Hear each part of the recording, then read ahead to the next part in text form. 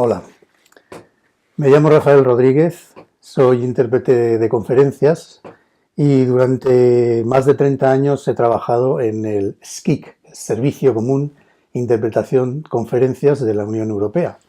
Este es el servicio de conferencias que se encarga de la interpretación de todo lo que no es ni el Parlamento ni el Tribunal de Justicia, es decir, todas las demás instituciones.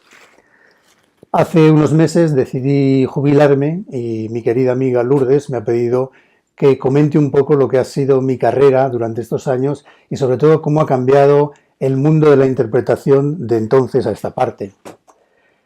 Lo primero que voy a comentar es el perfil que teníamos los intérpretes que llegábamos entonces a la Unión Europea.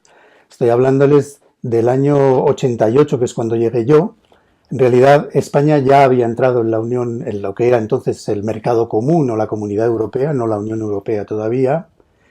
Entró en el año 86, entonces ya había unos cuantos intérpretes cuando yo llegué, pero digamos que fui de los 15 o 20 primeros. Entonces, el perfil que buscaban las autoridades de la comisión eran jóvenes licenciados, sencillamente que supieran interpretar. El problema es que en aquel entonces no había ni una sola escuela de interpretación o de traducción en España de la que salieran intérpretes suficientemente formados como para meterlos en una cabina al día siguiente y ponerlos a trabajar. Entonces, al principio, la Comisión Europea recurría a jubilados de la ONU dispuestos a trabajar temporalmente. Pero al mismo tiempo se le ocurrió la idea de organizar un cursillo de formación, entonces se llamaba con su término francés stage, en el que trataban de captar a jóvenes licenciados en cualquier disciplina, pero que demostraran suficientes conocimientos de al menos 2 idiomas extranjeros. En aquel entonces el inglés todavía no tenía la importancia que tiene ahora, y yo, por ejemplo, entré con 2 idiomas de trabajo que eran el francés y el neerlandés u holandés. Otros compañeros tenían a lo mejor inglés, italiano, pero no tenían francés. Esto para que os hagáis una idea de cómo ha cambiado el perfil del intérprete. Si no recuerdo mal, en las últimas convocatorias se pedía francés, inglés y alemán, esos 3 idiomas, a todos los candidatos, o bien, a falta de alemán, se pedía un retour, es decir, la capacidad de interpretar del español al inglés con la misma fluidez que del inglés al español. Esto por un lado, en cuanto al perfil del intérprete, que vemos ha cambiado mucho. En general tengo que decir que sería mucho más fácil decir que no ha cambiado, ¿no? Porque ha cambiado prácticamente todo, pero voy a dejar eso para el final. Y voy a seguir diciendo que ha cambiado también digamos, el conocimiento de lo que es la Unión Europea. Los que empezamos en aquella época éramos auténticos novatos, no sabíamos prácticamente nada de lo que eran las instituciones europeas, pero teníamos la suerte de que los delegados que venían de España a las reuniones estaban igual que nosotros, desconocían totalmente la legislación comunitaria y entonces se estableció una especie de complicidad entre ellos y nosotros. Os puedo contar una anécdota. En cierta ocasión nosotros estábamos utilizando en cabina un término muy frecuente que era el acervo. El acervo era el conjunto de la legislación de la Unión Europea que ya existía. Y estábamos utilizando la palabra muy ufanos y muy orgullosos de haber encontrado la traducción correcta del término francés acquis.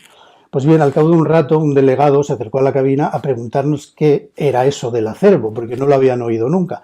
Entonces, nosotros aprendíamos de ellos y ellos aprendían de nosotros.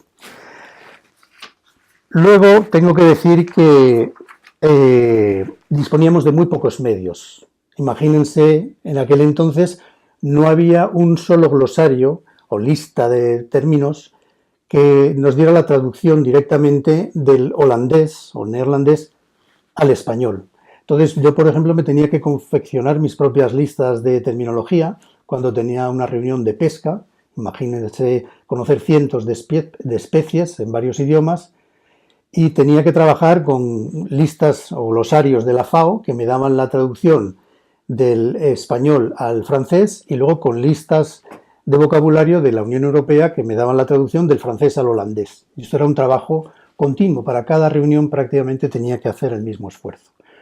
Las cabinas en aquel entonces estaban llenas de documentos, de papeles, de diccionarios y obviamente la consulta llevaba mucho tiempo y casi siempre llegábamos tarde con el pez o con la hortaliza correspondiente. Hoy día eso ha cambiado radicalmente. Con Internet en las cabinas y con los medios de consulta que todos disponemos, iPads, teléfonos móviles, ordenadores, portátiles, pues resulta relativamente fácil y sobre todo rápido dar con el término adecuado, ¿no? Otra cosa que ha cambiado es que teníamos muchísimo trabajo. No estoy diciendo que ahora no lo haya, pero en aquel entonces había una actividad realmente febril, porque había muchos proyectos en marcha. La Comisión Europea tenía el proyecto de crear un mercado único, en que hubiera una libre circulación de personas, de mercancías, de capitales, etcétera. Se había pensado ya en crear la Unión Económica y Monetaria y llegar incluso a una moneda única, como luego se consiguió. Entonces, teníamos un acuerdo de condiciones de trabajo que regulaba el número de horas y de sesiones que nosotros podíamos trabajar por día y por semana, pero en la práctica no se respetaba por imperativos de la cantidad de trabajo que había. Otro cambio muy importante es que en aquel entonces el idioma dominante en todos los sentidos era el francés. No solamente estaban en francés los documentos de trabajo, sino que todos los intercambios dentro de la administración, las cartas, las notas de servicio, se redactaban en francés.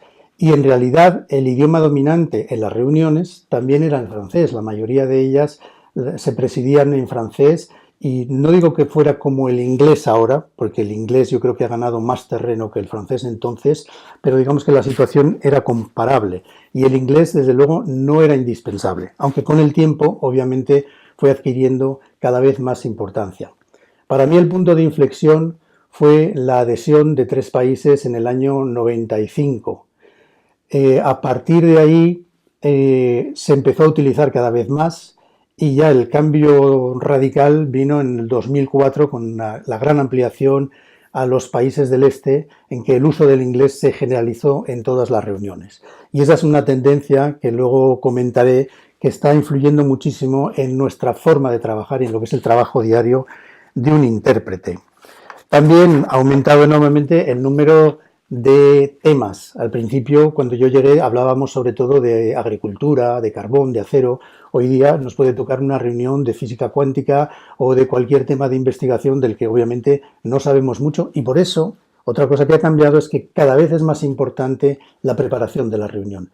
No digo que antes viniéramos con las manos en los bolsillos a las reuniones, pero primero teníamos mucha menos información de cuál era el tema que se iba a tratar. No disponíamos ni siquiera de un orden del día, mientras que hoy tenemos acceso a toda la información, a los documentos de trabajo y, por supuesto, tenemos Internet, que es una fuente inagotable de información para completar lo que no sepamos. Como vemos, han cambiado muchas cosas, pero decía al principio que hay algunas cosas que no han cambiado.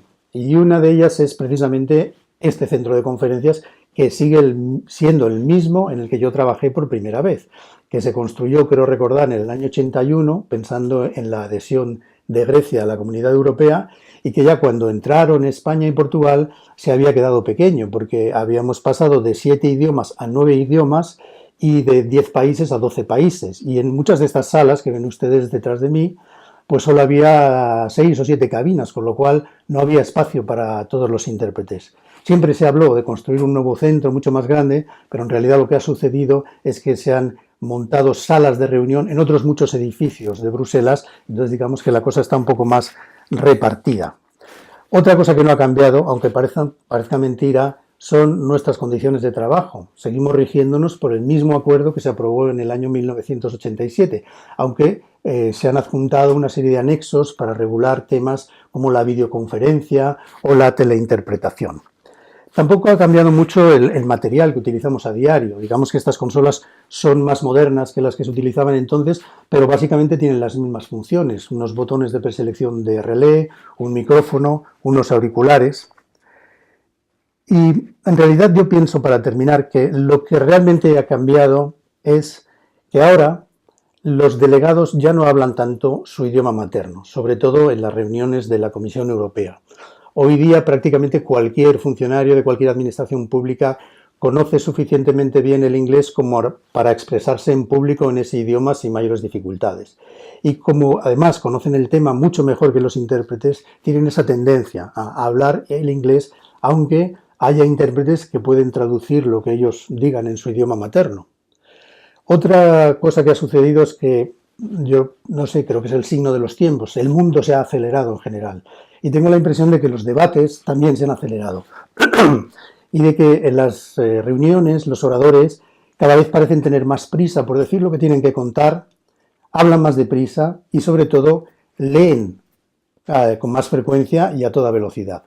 Y esto de la velocidad a la que me refería, que en realidad se ha vuelto contra los intérpretes, lo podemos ver desde otro punto de vista. Lo digo porque tengo amigos que son usuarios habituales de la interpretación y que me han dicho que precisamente porque cada vez las reuniones son más rápidas, más intensas y todo el mundo habla un inglés no siempre demasiado correcto, ellos muchas veces prefieren escuchar la interpretación, aunque entiendan inglés perfectamente y sepan del tema más que los intérpretes. Y prefieren escucharnos porque les resulta mucho más agradable escuchar a un intérprete que habla su idioma materno, que explica las cosas a un ritmo razonable, que además les permite tomar notas mientras están escuchando la interpretación, que escuchar un mal inglés hablado o incluso leído a toda velocidad con un acento a veces difícil de descifrar para ellos. Es decir, que a lo mejor la interpretación, por lo menos del inglés, ya no sería indispensable, pero si resulta suficientemente agradable para los delegados, se seguirá utilizando. Y esa yo creo que es la clave del futuro para salvar este oficio, por lo menos en la cabina española. Gracias.